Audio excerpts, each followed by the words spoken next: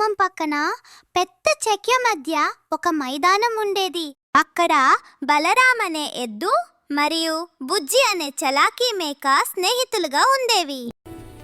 అబ్బా, ఈ గడ్డి ఎంత రుచిగా ఉంది. అవునన్నా, మన మైదానం చాలా బలరాం బలంగా ఉండేవాడు, బుజ్జి తెలివిగా ఉండేవాడు.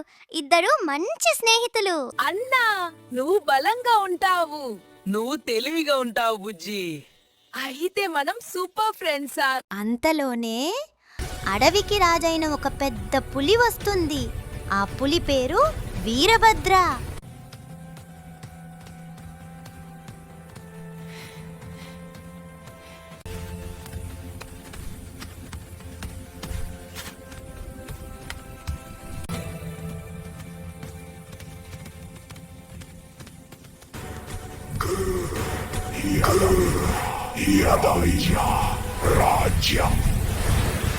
ఆ పెద్ద పులిని చూసిన వెంటనే మన బుజ్జి మేక చాలా భయపడుతుంది. అన్నా, పులి వచ్చింది. భయపడకు బుజ్జే, మీరిక్కడ ఎందుకు ఉన్నారు? వెంటనే వెళ్ళిపోండి, మేము ఎవరిని ఇబ్బంది పెట్టడం లేదు.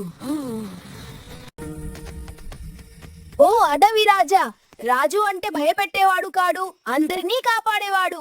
అప్పుడు ఆ బుజ్జి మేక అన్న తెలివైన మాటలకు పులి ప్రశాంతంగా ఆలోచించడం మొదలుపెట్టింది. చిన్న మేక అయినా మంచి మాట చెప్పావు. స్నేహంగా ఉంటే అడవి బాగుంటుంది పులి రాజా.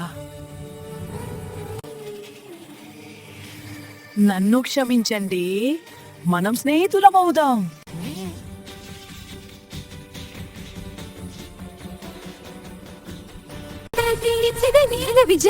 ఇదే నిజమైన విజయం.